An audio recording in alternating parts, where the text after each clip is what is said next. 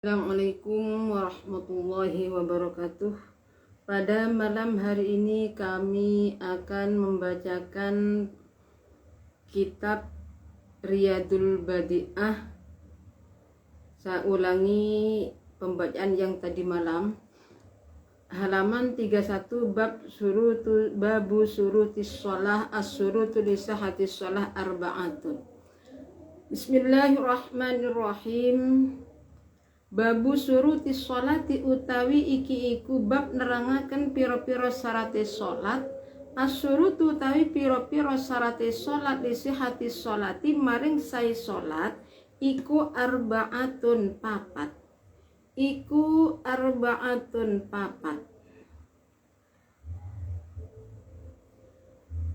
Al-awwalu utawi kang kawitan. Al-awwalu utawi kang kawitan iku at-taharatu suci anil hadasaini saking hadas loro wa anin najasati lan saking najis allati la yu'fa kang ora den sepuro apa anha najasa fil jasati ing dalem awak wal malbusi lan barang kang den enggo wal makani lan panggonan Wasani utai kang nomor loro iku satrul aurati nutupi aurat min a'lal badani saking arah dukure awak wajawani bihilan arah kiwa tengeni badan. Lil qadiri nutup aurat lil qadiri kaduwe wong kang kuwasa alaihi ing ngatasé satrul aurah. Walau sholat senajan sholat sopo qadir fi dzulmati ing dalem pepeteng mumfaridan hale ijen sopo qadir ijen anin nasi saking menungso Bismillahirrahmanirrahim. Di bab ini menerangkan beberapa syaratnya sholat. Ada 4. As-surutu li sihhati shalah arba'atun. Al-awwalu taharatu 'anil hadasaini wa 'anin najas allati la yu'fa anha fil jasadi wal malbusi wal makan. Di syarat sahnya sholat, kalau syarat itu berarti dikerjakan sebelum melakukan sholat. Berarti suatu perkara yang ada di luar sholat ya ketika mau melakukan. Kalau rukun ada di dalamnya. Di syarat sahnya sholat yang pertama harus suci dari hadas 2. Hadas 2 isinya hadas kecil dan hadas besar. Bukan orang yang junub, bukan orang yang tidak punya wudu. Dia harus punya wudu. Suci dari hadas kecil dan hadas besar, serta suci dari najis yang tidak dimakfu dalam tubuhnya, perkara yang dipakai dan tempatnya. Nah, di sini seperti di sini ya. Hadas besar dan bima'in au turabin, bisa menggunakan air, bisa dengan debu. Berarti kalau ada air itu menggunakan pakai wudu, kalau debu namanya tayamum. Wa illa lam yakun syartan li sihhati shalah faqidatus tahuraini ma'a wujudil i'adah.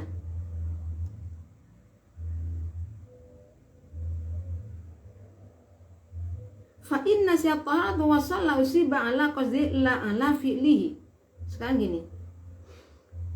Jadi syarat sahnya sholat yang harus suci dari hadas 2. Nah, wa illa dan apabila nanti nih tidak suci lam yakun syaratan li sihhati shalat.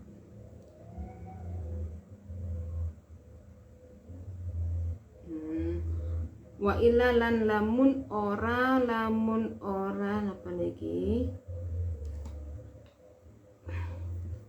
wujidah lam yakun muka ora dadi muka ora ono iku li syarton dadi syarat li sihhati sholati maring sae salat sapa faqidatu tahuraini. Nah, berarti di sini Ma'a wujudil i'adah, kalau bagi orang yang tidak bisa faqidatut tahuraini, tidak bisa melakukan suci, bersuci kedua nih, mau wudhu tidak bisa, tayamum juga tidak bisa. Seperti apa? Seperti orang yang dalam keadaan sakit.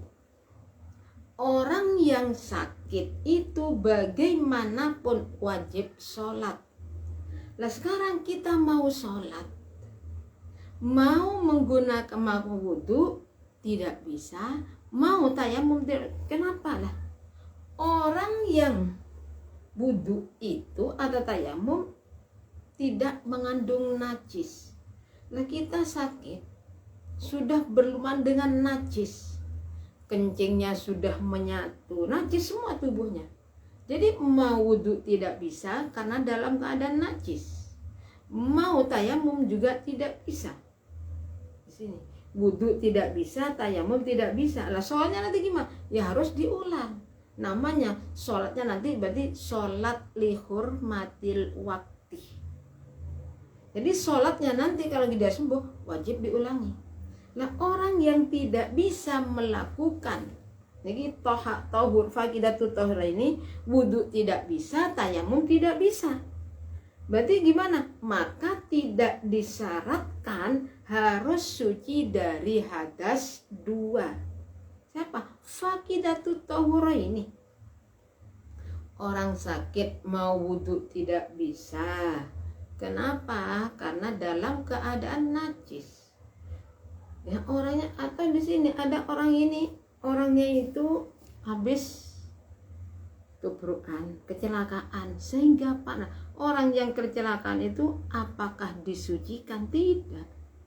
Paling dilap, darahnya cuma dilap. Berarti kalau dilap itu najis ainiyah, dilap menjadi najis hukmiyah. Lah nanti orang ini kalau pakai disiram air maka tambah parah, tidak akan sembuh.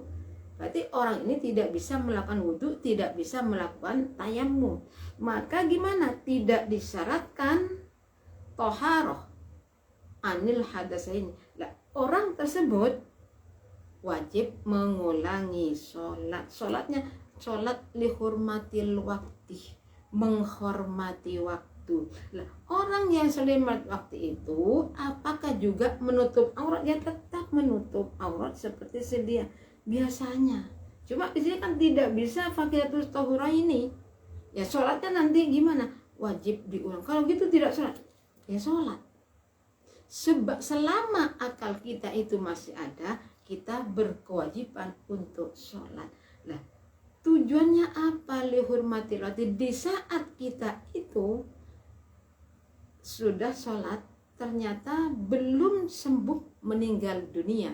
Jadi orang tersebut bebas, tidak punya tanggungan. Di sini letaknya.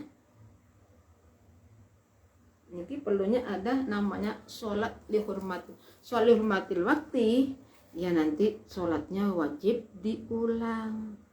Dan bagaimana kalau ada orang lupa? Fa innasiya at-taharata wa sholat ala fi'lihi. Nah kalau ada orang sholat lupa kalau dia belum wudhu, gimana? Ya orang tersebut dia diberi pahalanya bukan karena melakukan, tapi karena dia menyengaja. Kalau masalah melakukan, dia tidak punya wudhu, lupa dikira punya wudhu. Ingatlah, kalau sekarang berarti ingatnya di sini setelah selesai sholat, ingat bahwa dia belum punya wudhu, masih dalam keadaan hadas. Berarti kita diberi pahalanya karena niat menyengaja sholat, bukan karena melakukan sholat. Karena apa? Sholatnya jelas dia tidak wudhu, dia dalam keadaan hadas. Berarti sholatnya harus diulang kembali, harus wudhu, sholat lagi. Ngoten ini.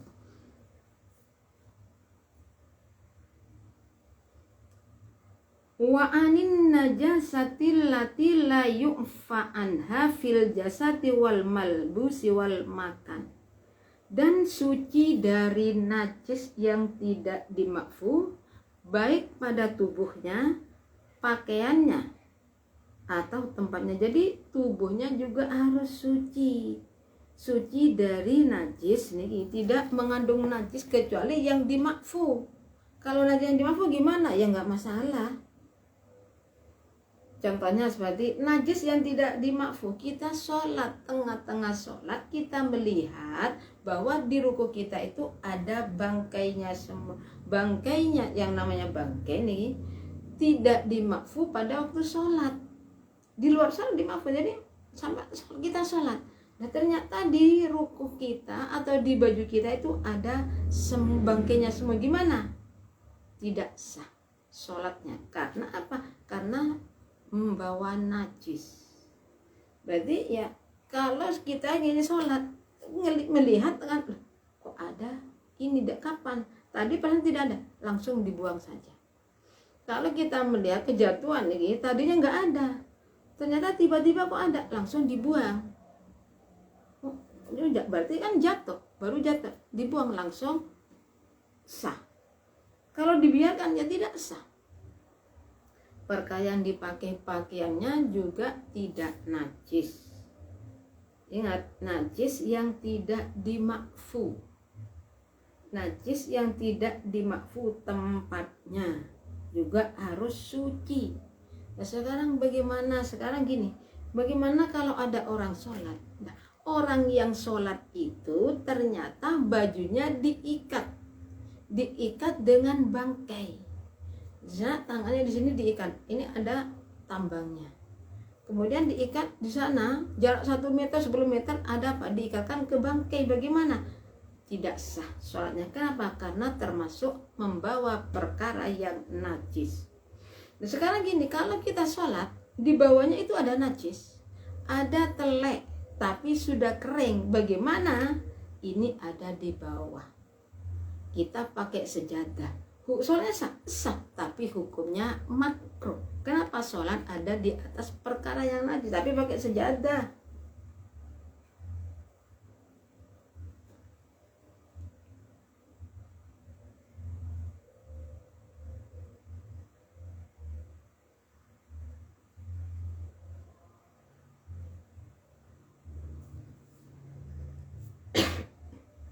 Tapi kalau sekarang masalahnya itu sudah merata. Kotorannya seperti kotoran burung. Kotoran burung itu menyeluruh, nggak ada. Berarti kalau seperti itu termasuk dimaklumi, tidak bisa mungkin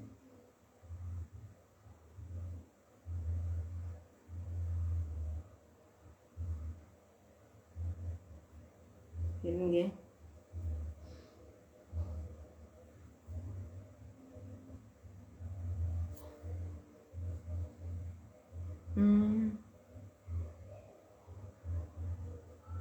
Wakul mahmuman makan naik kasar falau kasar wal makan alladhi yusallu fi walau kasar dakut tuyul fa fihi mufiyah.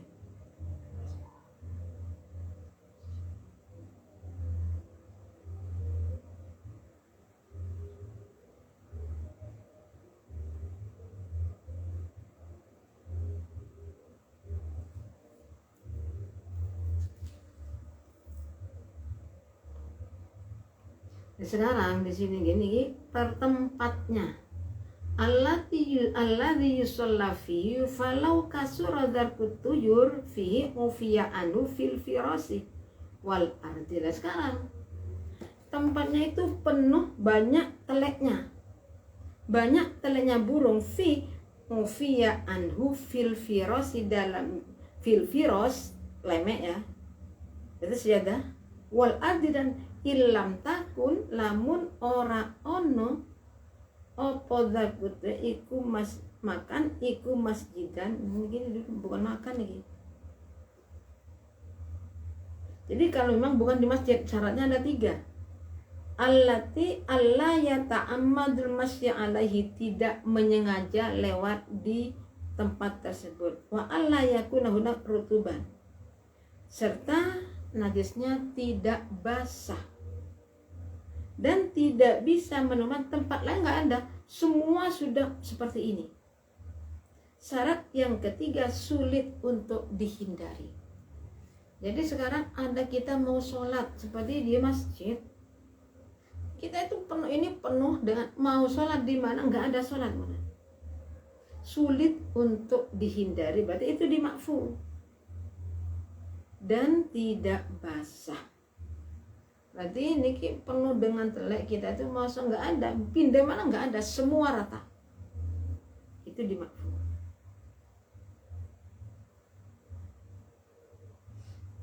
Jadi suci dari najis badannya, termasuk hidung, mulut, mata.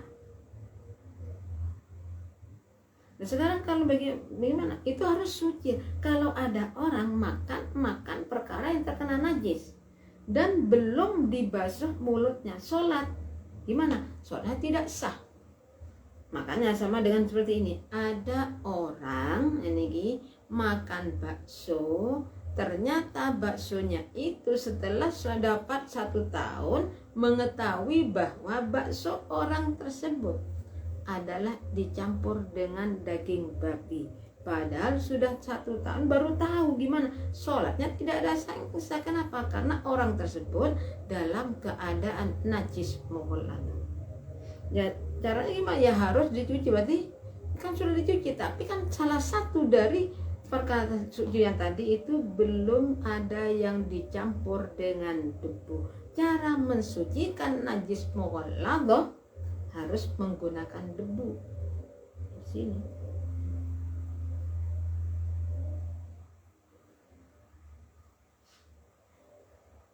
Perkara yang dipakai wa kullu mahmulin lahu wa illam yataharrak biharakati. Di setiap perkara yang dipakai sekalipun dengan gerakan kita tidak bergerak, ya seperti tadi. Kita nih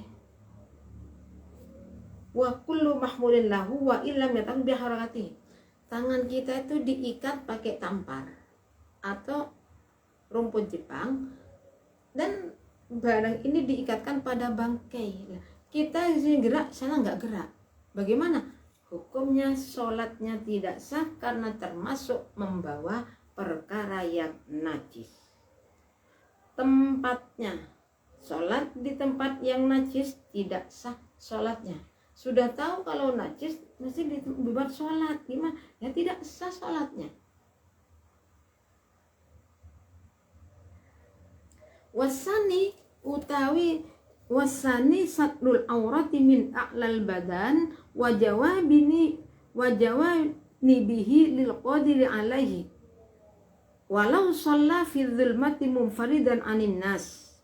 Syarat sahnya sholat yang nomor 2 adalah menutup aurat dari arah atas dan kanan kita bagi orang yang mampu menutup aurat. Sekalipun sholatnya itu di tempat yang gelap gulita dan sendirian, tidak ada orang, juga tetap wajib menutup aurat. Wajib menutup aurat kalau bisa. Falaukan biasa taruh lahu awliyin fi ruku au sujud. Jadi seperti ketika ruku tidak kelihatan, ketika sujud tidak kelihatan. Atau di sini ya kita itu pakai ruku seperti ruku potongan. Nah ini kelihatan karena lebarnya lengannya ruku itu sehingga bisa kelihatan. Bagaimana? Maka sholatnya tidak sah.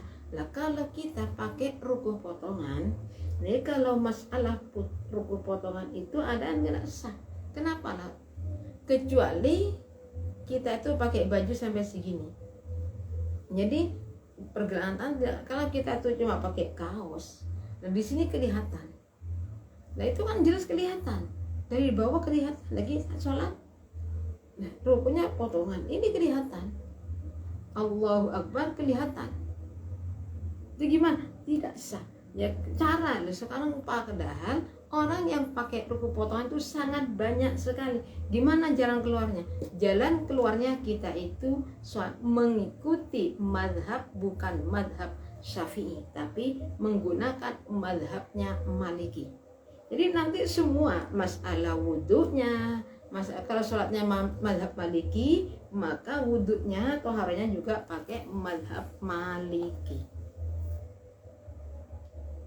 Jadi menutup aurat bagi orang yang mampu. Kalau tidak mampu bagaimana? Kalau tidak mampu, tidak disyaratkan menutup aurat.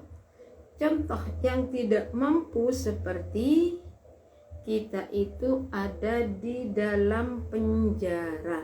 Sedangkan di dalam penjara itu kita itu tidak punya baju sama sekali, yang suci nggak ada.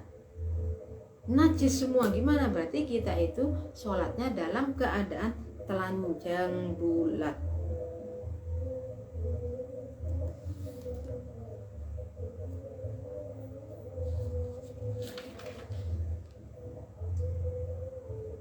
Nanti ada di walau belakang, ada saya terangkan di belakang, walau nanti masalah sholat telanjang ada sendiri. Wa auratul zakari, wa aurat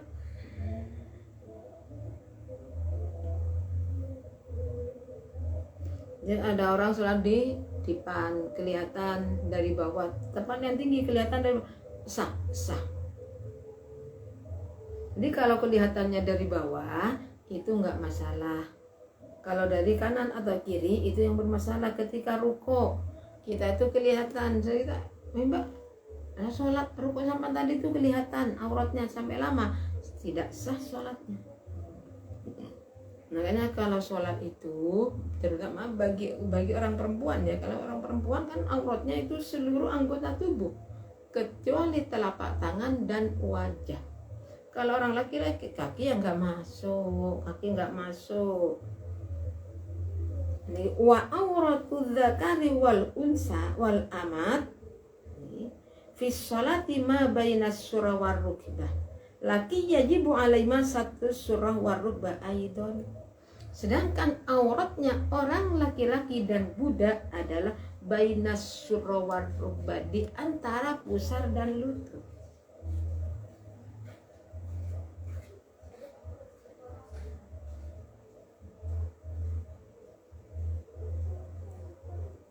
Antara pusar, tapi pusar dan lutut itu juga wajib ditutup. Laki yajib bulan tetapi ini wajib alaihima ing ngatasé dzakaron opo satul aurati opo satu surati warukbah. Nah niki bagi orang laki-laki atau budak nih, tadi kan bainas surarubah, tapi menutup pusar dan lutut itu juga hukumnya wajib. Kenapa? Ya wahuma laisa minal aurat.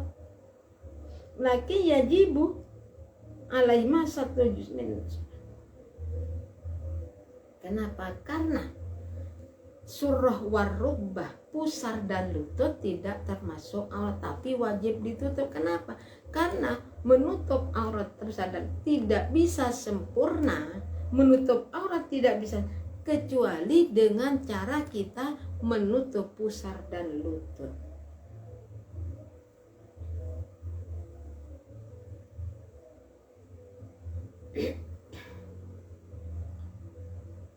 Wa auratul khurratil kamil jami'u badaniha illal wajh wal kaffaini.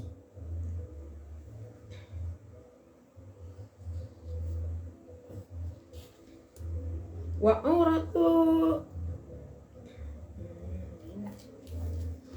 auratu dzakari utai aurate wong lanang wal amatilan wong wadon fi sholati ing dalem salat iku mabarang bainas surati kang tetep ing dalem antarane udel warubati lan dengkul.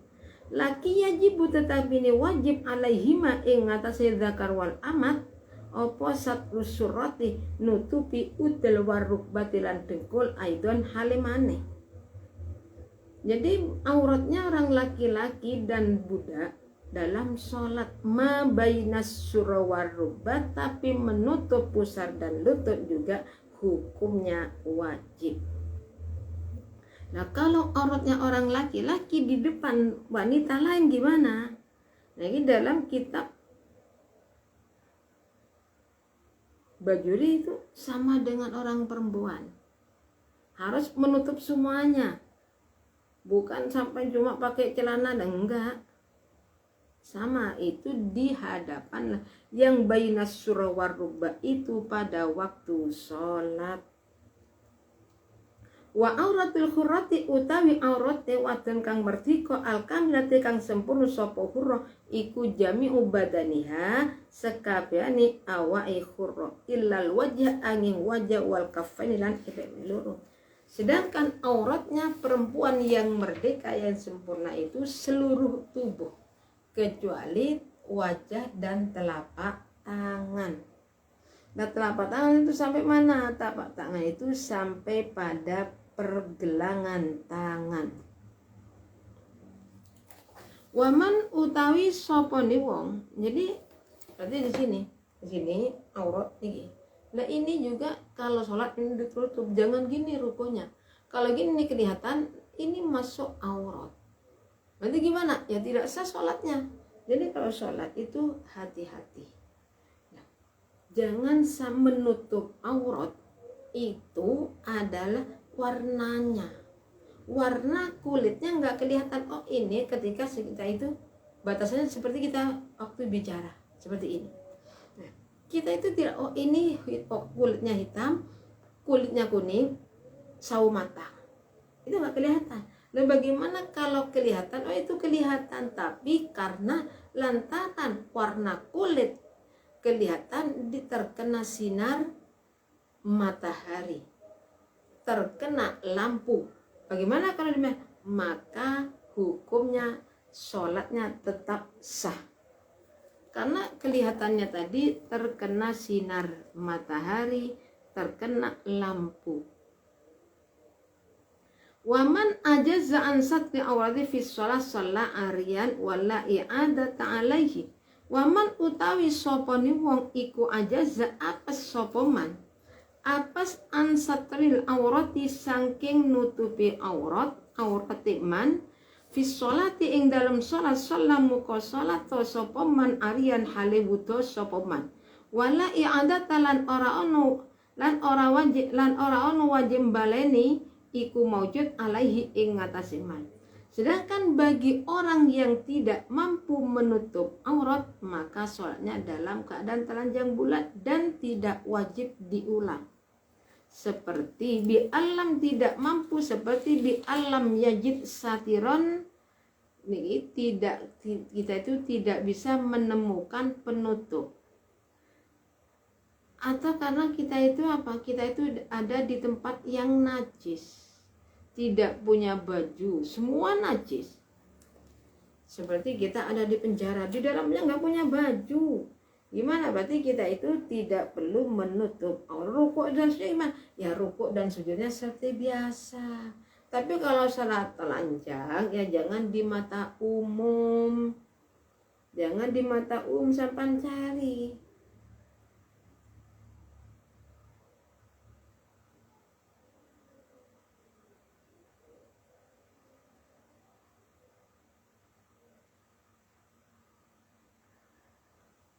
Di sini. Jadi kalau memang tidak mampu, dan sekarang saya itu tidak punya mampunya sekarang ya, auratnya wanita yang merdeka sempurna itu seluruh anggota tubuh. Lah kita itu tidak punya rukuh, punya cuma sarung sampai segini. Ya. Tadi kan kalau tidak mampu boleh sholat telanjang. Lah saya cuma punya sarung, ya sarung itu saja. Seberapapun menutup auratnya itu sudah. Tidak punya sama sekali ya sholat telanjang. Rukuk sujudnya seperti biasa. Jangan tergesa-gesa. Bismillahirrahmanirrahim. Wasalisu tai kang nomor 3 iku dukhulul waqti.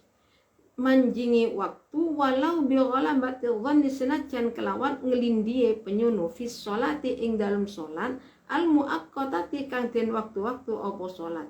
Kal fardi koyo fardu al asli kang asal opo fardu wa tawabihi lan pira-pira salat kang manut ing fardul asli wa wujudus sababi lan wujude sebab yakinan kelawan yakin filati ing dalam salat la kang iku tetep kadhe alati sababun utawi sebab ka sholatil kusufi kaya sholat gerahana fala tasihu moko rasa apa sholatun sholat muaqqatatun kang den waktu-waktu apa sholat hatta yadkhula sehingga manjing apa waktu ni sholat apa waktu ni sholat. Jadi syarat yang ketiga ini karena keterangannya tadi malam semerawut karena menahan kantung nggak kuat, saya ulangi. Jadi syarat yang nomor 3 adalah masuknya waktu. Jadi orang yang sholat itu harus mengetahui masuknya waktu sholat sekalipun dengan bidzon, dengan prasangka, seperti sholat fardu. Nah, tidak perlu orang yang mengetahui sholatnya itu tidak harus tahu azan. Seperti melihat pada jam, saya itu tidur. Nah kalau tidur sampai lihat mau sholat dhuhr, lihat dulu jamnya, jangan tidur langsung wudhu sholat tanpa mengetahui waktu masuknya sholat. Setelah sholat kita baru melihat waktu gimana. Alhamdulillah sudah masuk, tidak sah. Karena orang yang sholat itu syaratnya mengetahui nih, masuknya waktu sholat. Di sini masuknya waktu sholat, jadi harus tahu masuknya waktu sholat. Dan juga sholat yang mengikuti berarti qobliyah ba'diyah, niki juga harus masuk ngerti waktunya. Nggak tahu waktunya langsung sholat gimana ya, nggak sah sholatnya. Bisa nih wala anas ani ijtihad bi'aini tahada. Sekarang kita itu ada di tengah hutan. Di tengah hutan cari ini nggak bisa, cari tapi kan ada jam. Oh ini sudah jam sekian, berarti ini sudah masuk. Atau secara ijtihad kita berusaha semampu mungkin. Nah ini gimana kita itu mau sholat, kita ada di tengah alas. Jadi lihat sampai keluar dulu sampai cari kanan kiri sampai.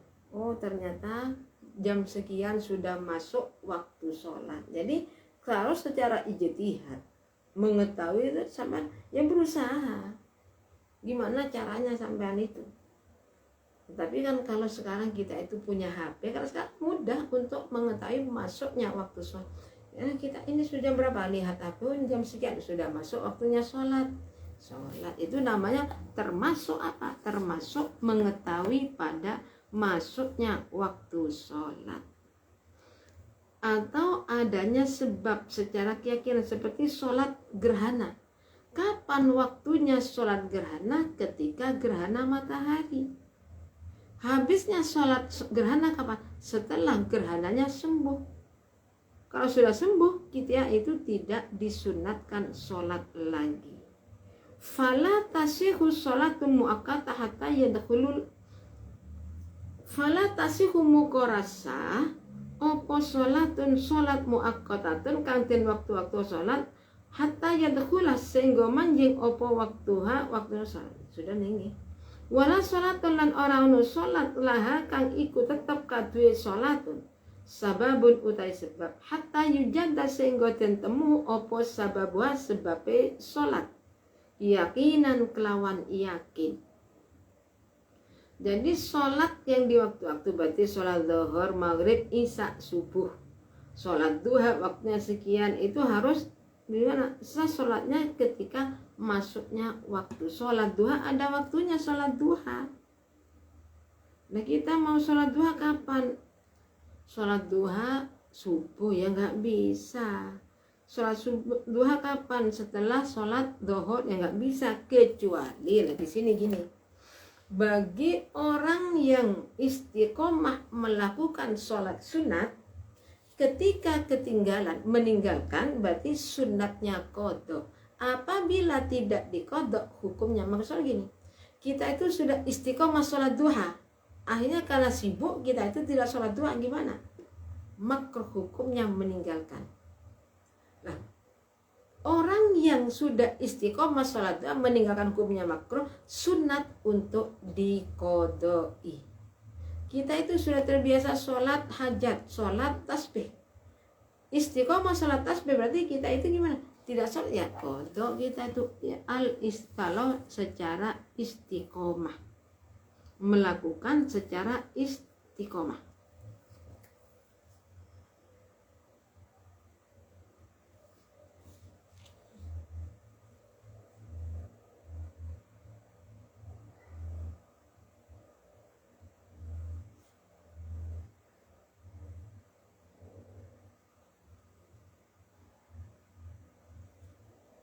Gimana lagi wasuila badum ar-rajul muksin fima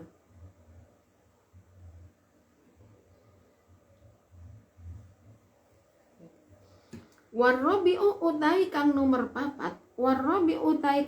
papat iku istiqbalu ainil ka'bati madhep maring kahanani Ka'bah yakinan kelawan yakin fil qurbi ing dalem pareki wawonnan lan kelawan penyunu fil bu'di ing dalem panggonan kang adoh illa fi nafilatis safari angin ing dalem salat sunnah krana lunga wa sholati syiddatil khafilan sholat banget wedi. Di syarat yang nomor 4 orang sholat itu harus menghadap kiblat. Kalau memang tempatnya dekat ya harus kita itu secara yakin sudah menghadap kiblat. Kalau jauh secara perasaan oh di sana kiblatnya. Jadi kita tuh kalau tidak tahu kita mau sholat ini gimana, seperti dalam perjalanan kadang-kala kita itu nggak tahu ya tanya kepada orang kemana arah kiblat. Nah, kalau kita tidak tahu akhirnya sholat salah ya kita itu gimana ya sholat lagi.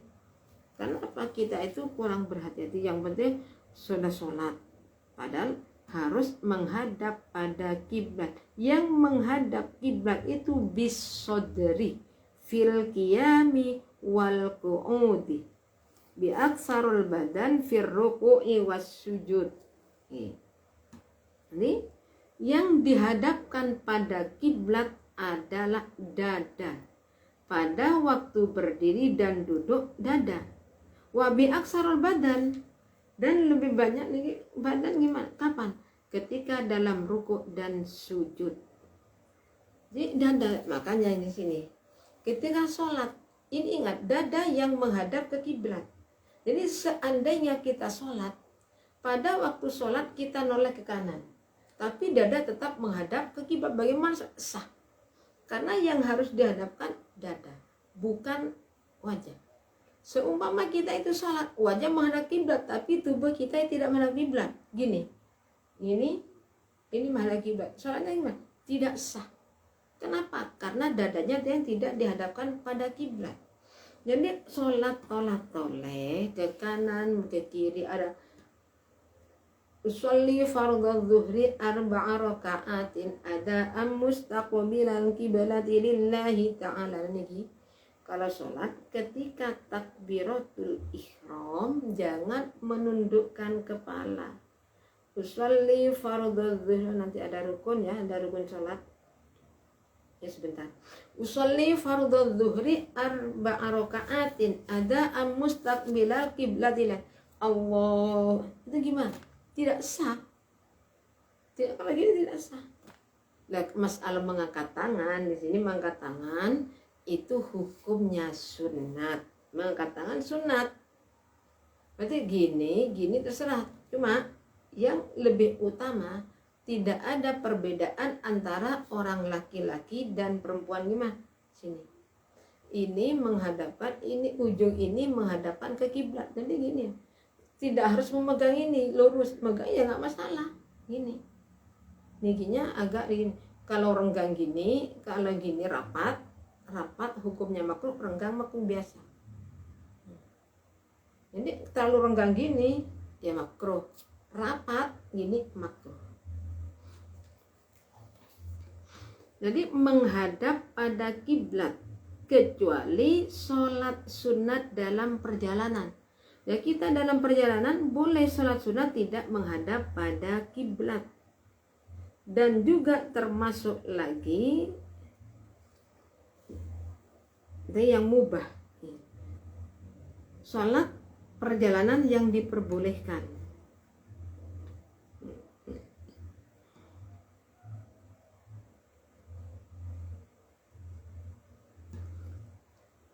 Dan sholat khuf itu biasanya dalam peperangan. Sholat khuf itu karena campurnya orang kafir dan ini dalam peperangan. Nah, orang perang itu gimana? Wajib sholat. Makanya ada kisah Rasulullah perang ya sholat. Nah, kita gimana cara menghadapi lah. Nanti kalau sholatil khuf itu berarti kan orangnya banyak, bisa dibagi dua. Nanti depan dulu ketika takbiratul ihram bersamaan. Waktu takbiratul ihram bersamaan, tapi waktu ruku sujud itu bergantian. Pertama depan dulu, ruku takbirnya bersamaan. Nah, nanti ketika ini sudah selesai berdiri, baru yang belakang turun, yang depan menjaga musuh. Nah, ternyata di sini baru takbiratul ihram, usolli fardadz zuhri, ini sholat dalam perang. Usolli fardadz zuhri ada mustaqbilakin Allahu akbar, baru takbir langsung musuh datang, sudah kita melawan. Tidak ada syarat, tidak gerak, ya kita itu namanya perang. Ya sambil memukul kita tetap sholat, yang penting baca sudah. Bismillah, Allahu Akbar, Bismillahirrahmanirrahim, Alhamdulillahirabbil alamin, Arrahmanirrahim, Maliki yaumiddin, Iyyaka na'budu wa iyyaka nasta'in, Allahu Akbar, Subhana rabbiyal. Lah kita jangan waktu rukuk ya jangan rukuk, lah kita perang. Namanya sholat lisid niki. Sholat khuf itu waktu rukuk mau rukuk ya terbunuh. Ya tetap kita yang penting kita sudah Allahu Akbar, sami Allahu liman hamidah. Mau ruku mati, mau sujud ya mati. Ya namanya itu. Kalau sholat khuf itu ya sambil mentung, sambil gimana nggak masalah, sambil lari nggak masalah. Karena kita itu dalam, jadi ini dari pentingnya sholat. Kita yang tidak punya kesibukan, tidak ikut perang, tidak mau sholat malas. Padahal sholat kapanpun bagaimanapun orang itu selama masih tamyiz, masih mukallaf, wajib sholatnya. Nggak ada lah orang wali nggak sholat, wali itu sholat. Nah, Rasulullah bukan cuma waliullah,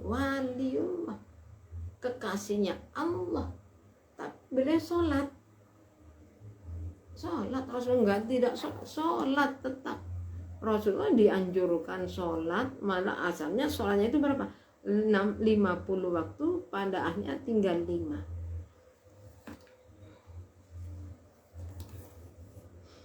Dari kami cukup sekian. Apabila ada kekurangannya kami benar-benar mohon maaf tentang keterangan yang kemarin. Jadi yang kemarin itu saya ganti keterangan yang sekarang, fa insya Allah habis ini mungkin 1 jam lagi kami akan melanjutkan pembacaan kitab Yadul Badi'ah yang harus dibaca malam ini. Yang barusan itu pengganti yang kemarin. Kami mohon maaf yang sebesar-besarnya. Akhir kalam, Assalamualaikum warahmatullahi wabarakatuh.